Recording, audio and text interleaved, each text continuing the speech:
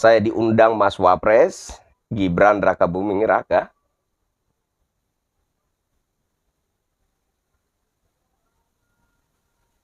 Berjumpa dengan beliau, berhadap-hadapan. Beliau katakan kepada saya, 2029 saya akan maju. Saya bersama Ibu Puan Maharani, Wakil Presiden Republik Indonesia Gibran Rakabuming Raka. Suatu saat nanti, entah itu 2029, entah itu 2034, dia pasti maju memimpin negara dan bangsa ini sebagai presiden.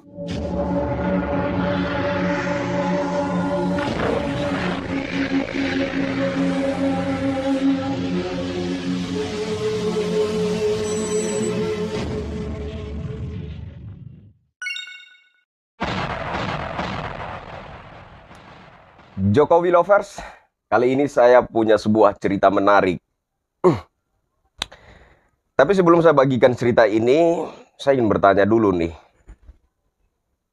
Adakah di antara saudara-saudara yang merasakan kekecewaan yang mendalam seperti yang saya rasakan di dada saya? Kekecewaan terhadap pemerintah, terhadap presiden terkhususnya, ya kan? Bahwasanya betapa besar harapan yang telah kita titipkan di pundaknya, melihat dari gelagat politiknya, agak-agaknya segala harapan kita itu akan menemui kesia-siaan. Artinya tidak akan pernah terwujud, tidak akan pernah menjadi terrealisasi. Jadi ya ada beberapa yang mengatakan sepertinya saya telah salah memilih.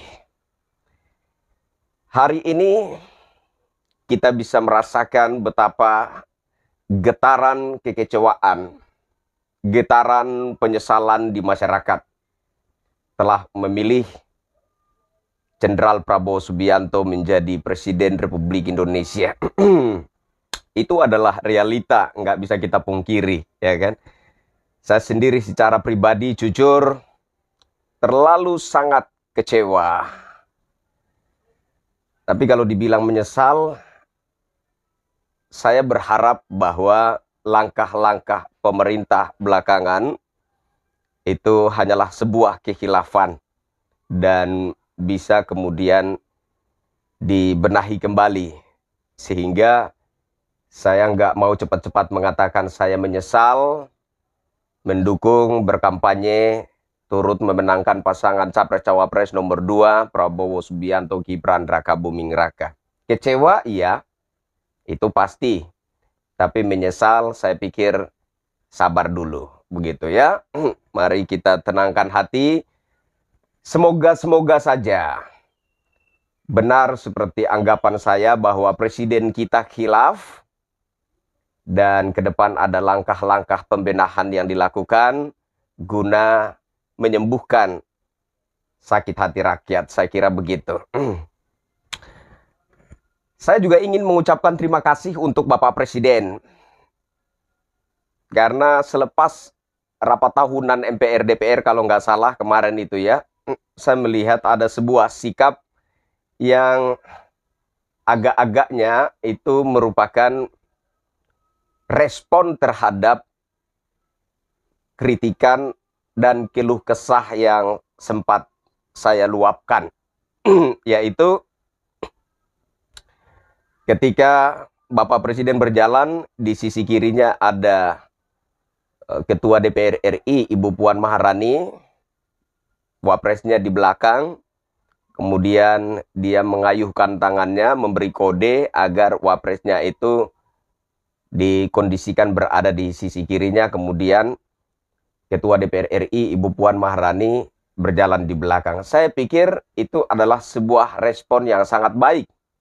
Artinya, bagaimanapun juga Presiden kita Jenderal Prabowo Subianto masih mau dengar-dengaran dengan keluh kesah rakyat yang belakangan ini menggema. Nah, jadi Meskipun kita bersikap kritis terhadap segala kebijakan pemerintah, itu adalah sebuah keharusan. Tapi ketika kita melihat ada hal positif yang ditunjukkan oleh pemerintah, kita juga tidak perlu malu-malu untuk mengapresiasi itu. Ya, jadi tidak hanya mengkritik, tapi ketika ada hal yang baik, kita harus mendukung, mendorong, dan mengapresiasi. Nah, tapi kita tidak bisa pungkiri, saya secara pribadi merasa belakangan ini pemerintah kita, pemerintahan Jenderal Prabowo Subianto, terlalu banyak melakukan blunder. Dan saya masih berharap semoga ada kesadaran yang terjadi, teristimewa terhadap presiden kita, sehingga tidak kemudian menimbulkan kekecewaan yang berkepanjangan hingga menjadi keputusasaan di masyarakat. Oke, saudaraku. Saya punya cerita menarik begini. Jadi saya bermimpi. Saya diundang Mas Wapres, Gibran Rakabuming Raka.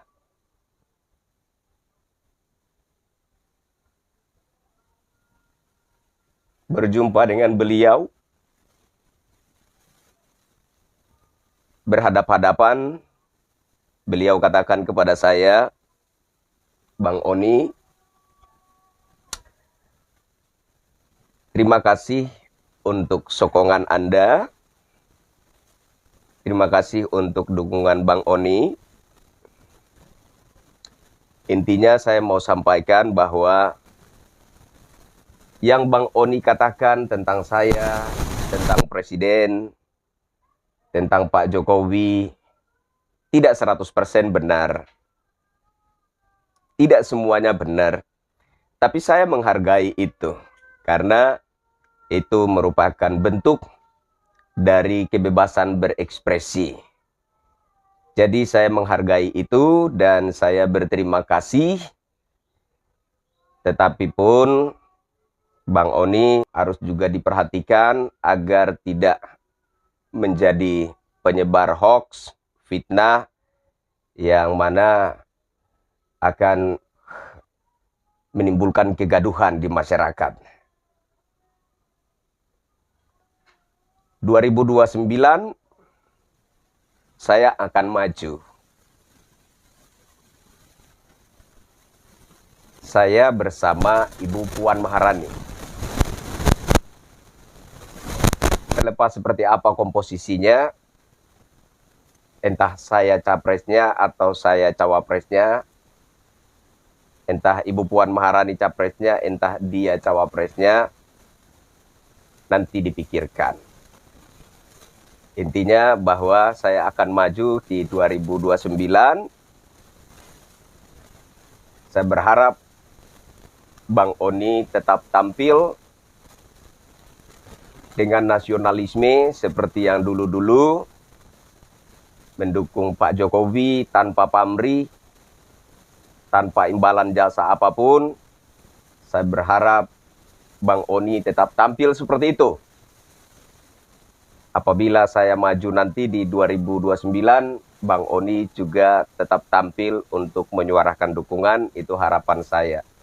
Sebagaimana Pak Jokowi tidak pernah menjanjikan sesuatu, tidak pernah memberikan sesuatu kepada Bang Oni khususnya, saya pun demikian. Saya pun tidak bisa menjanjikan apa-apa untuk Bang Oni, tidak memberikan apa-apa untuk Bang Oni. Intinya hati dan pikiran kita sama, yaitu membangun bangsa Indonesia sampai ke pelosok-pelosok tanah air ini, menghadirkan kesejahteraan dan kebahagiaan sejati bagi rakyat Indonesia sampai ke pelosok-pelosok negeri ini. Saya pikir kita satu frekuensi dalam pandangan tersebut, sehingga saya berharap ketika saya maju nanti, Bang Oni tetap eksis untuk mendukung saya tanpa pamrih, tanpa mengharapkan imbalan apapun. Itu pesan beliau. Ini hanya mimpi. Tapi saya merasakan mimpi itu begitu nyata. Bahkan ketika saya terjaga, saya terbangun dari tidur, suasana alam mimpi itu masih terbawa sampai ke alam sadar saya. Saya merasa benar-benar mengalami mimpi itu. Bukan sekedar mimpi, tapi benar-benar saya mengalami pengalaman pertemuan dengan Mas Wapres Gibran Rakabuming Raka. Rasanya seperti itu. Kemarin bincang-bincang dengan 2 orang teman, saya belak-belakan saja bahwa kalau misalkan ada potensi untuk saya move dari posisi saya saat ini, lebih berpotensi saya itu berpihak kepada PDIP. Tapi untuk mengarahkan, membulatkan hati saya untuk mendukung pemerintahan Presiden Jenderal Prabowo Subianto agaknya sulit. Karena menurut saya belum genap 1 tahun saja, sudah terlalu banyak kebijakan-kebijakan pemerintah yang ngawur. Kebijakan-kebijakan yang begitu bengis, begitu tega terhadap rakyat. Tidak peduli kesulitan hidup yang sementara dirasakan oleh rakyat. Tidak peduli segala kesulitan yang sementara dihadapi oleh rakyat. Kebijakan demi kebijakan yang membuat rakyat itu semakin gelisah, bahkan terancam. Rakyat merasa terancam. Nah, sehingga itu kemudian membuat saya meluapkan segala kegelisahan saya, unek-unek saya terhadap presiden khususnya. Banyak yang bertanya kepada saya, Bang Oni nggak takut ya? Sempat juga ada yang bertanya, Bang Oni gimana kabarmu? Apakah Anda masih baik-baik saja? Apakah ada tekanan? Apakah ada intimidasi sejauh ini? Saya katakan saya baik-baik saja. Masalah intimidasi, masalah tekanan, saya nggak pusing dengan itu. Prinsip saya begini, bicara tentang kelahiran dan kematian itu pasti. Semua manusia tentu akan menemui jalan segala yang fana atau yang biasa disebut kematian. Jadi itu pasti. Sehingga kita nggak perlu takut. Sepanjang apapun jalan hidupmu, sepanjang apapun umur hidupmu, suatu saat Anda pasti menemui yang namanya kematian. Dan saya pribadi merasa saya akan sangat-sangat menyesal apabila kematian itu mendatangi saya di saat segala kebenaran itu saya pendam, saya kurung, saya penjarakan dalam diri saya. Saya akan mati membawa itu semua. Sayang sekali menurut saya. Padahal saya punya waktu yang cukup banyak untuk menyampaikan kebenaran itu. Tapi saya hanya memendamnya. Apabila saya mati, sementara kebenaran itu terpendam dalam hidup saya, dalam hati saya kurung dia, saya penjarakan dia, saya akan sangat menyesal. Bahkan telah berada di dunia orang mati pun, saya akan terus dihantui oleh penyesalan yang gak ada obatnya menurut saya itu. Sehingga yang namanya manusia takut ada. Tapi takut kemudian membuat kita mengurung, memenjarakan kebenaran dalam hati sanubari kita, itu adalah sebuah kekeliruan. Itu sebuah kesalahan. Takut wajar, tapi demi mengungkap suatu kebenaran, kita harus abaikan rasa takut itu. Hari ini terlalu banyak orang yang memilih menjadi munafik demi menutupi mentalitas pengecutnya. Terlalu banyak orang. Banyak influencer yang bungkam. Banyak kritikus yang bungkam. Bahkan media-media mainstream juga saya lihat ada gejala-gejala bungkam, takut terhadap pemerintahan Jenderal Prabowo Subianto. Nah, orang-orang yang bungkam ini tidak mau diam sendiri. Karena tidak mau dibilang pengecut, tidak mau dinilai pengecut.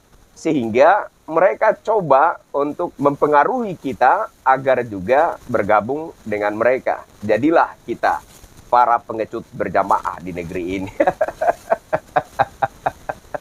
Ada beberapa orang yang coba menyebarkan video saya dengan caption, orang ini telah menghina presiden, segera tangkap dia dan lain sebagainya. Dia telah menghina, katanya presiden pengecut. Saya jawabnya, saya bilang gini, bukan presiden saja yang pengecut, Anda juga pengecut.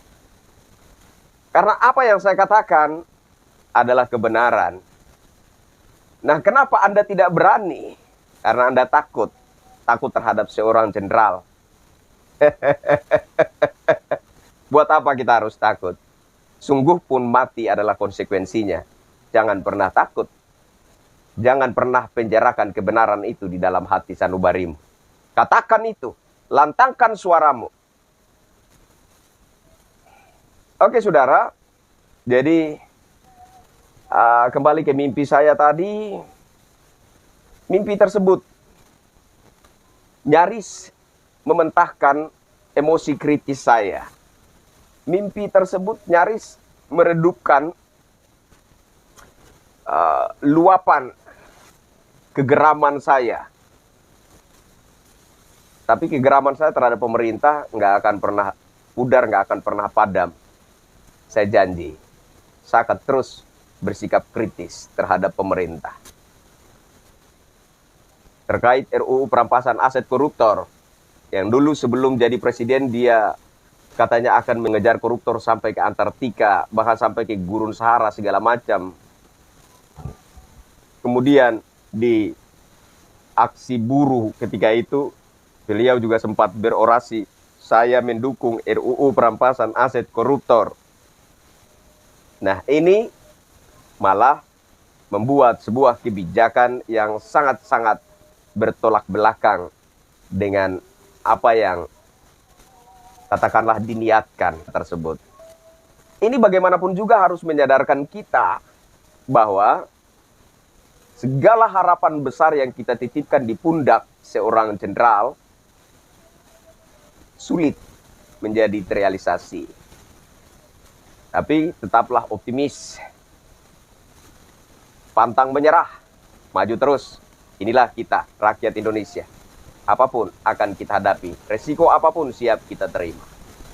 Kita tetap akan bersikap kritis terhadap segala kebijakan pemerintah yang tidak pro terhadap rakyat. Kemudian dari itu, kebijakan Danantara. Saya kemarin ketika berkunjung ke Polda Metro Jaya, saya terkejut. Tiba-tiba ada gedung pencakar langit. Di situ bertuliskan Danantara Indonesia. Berapa lantai itu? Ada lebih 20 lantai kalau nggak salah ya. Wow, luar biasa. Nah, pada dasarnya kalau ada niat yang baik di balik Danantara itu, saya sebagai rakyat yang baik juga harus mendukung. Tapi saya melihat ini sebuah keputusan yang terlalu sangat ekstrim, terlalu sangat kejam terhadap rakyat. Kenapa? Karena konon APBN itu akan dialihkan, dikelola oleh Danantara. Katanya demi mensukseskan program hilirisasi. Jadi kalau ada niat yang baik di balik itu, sebagai rakyat yang baik tentu harus mendukung. Tapi menurut saya ini terlalu ekstrim karena dampaknya itu langsung dirasakan oleh rakyat dan begitu keras. Keras sekali. Sontak ada nuansa yang sangat mencekam di masyarakat. Masyarakat saat ini sedang menghadapi satu kondisi ekonomi yang sudah buruk, makin terpuruk. Nah, kalau APBN itu kemudian dialih kelola oleh Danantara, artinya nggak akan ada perhatian negara yang signifikan terhadap rakyat. Nah, ini yang menurut saya patut kita kritisi. Nah, selepas itu ada kebijakan menolong warga Palestina. Wow. Jadi presiden kita ini terlalu baik. Sangat terlalu baik hatinya. Bahkan saking baik hatinya, rakyatnya sedang menjerit kesulitan, menjerit kesusahan, dia malah bukan kita tidak mendukung segala kepedulian, kemanusiaan, segala macam. Bukan kita tidak mendukung itu. Tapi bagaimana mungkin di saat isi rumahmu sedang kelaparan, sedang menjerit, minta makan, lantas Anda malah seolah-olah berfoya-foya dengan hartamu terhadap orang-orang di luar rumahmu. Ini sebuah kekonyolan menurut saya. Dan bukan hanya itu. Masih banyak dan masih banyak lagi kebijakan-kebijakan pemerintah yang menurut saya blunder besar. Tetapi hingga saat ini saya masih berharap bahwasanya itu adalah sebuah kekhilafan dan pemerintah akan melakukan langkah-langkah pembenahan demi mengobati rasa kecewa rakyat. Oke, di akhir video kali ini saya ingin sampaikan kepada saudara-saudara sebangsa setanah air. Merujuk kepada mimpi saya tadi, saya berkeyakinan bahwa Wakil Presiden Republik Indonesia Gibran Rakabuming Raka suatu saat nanti, entah itu 2029, entah itu 2034, dia pasti maju sehingga kita harus bersiap-siap untuk menyokong dan memenangkan dia. Saya yakin negara ini akan jauh lebih baik apabila Wakil Presiden Republik Indonesia Gibran Rakabuming Raka yang kemudian kita naikkan memimpin negara dan bangsa ini sebagai Presiden Republik Indonesia. Itu keyakinan saya. Bagaimana dengan kalian? Saya Kristianto Yen Oni. Akhir kata, selamat Hari Merdeka. Meskipun dalam hati kecil ini bertanya-tanya, merdeka yang bagaimana? Untuk siapa? Tapi sebagai rakyat Indonesia yang baik, kita harus hormat terhadap perayaan suci bangsa Indonesia. Peringatan detik-detik proklamasi bangsa Indonesia tercinta. Salam NKRI.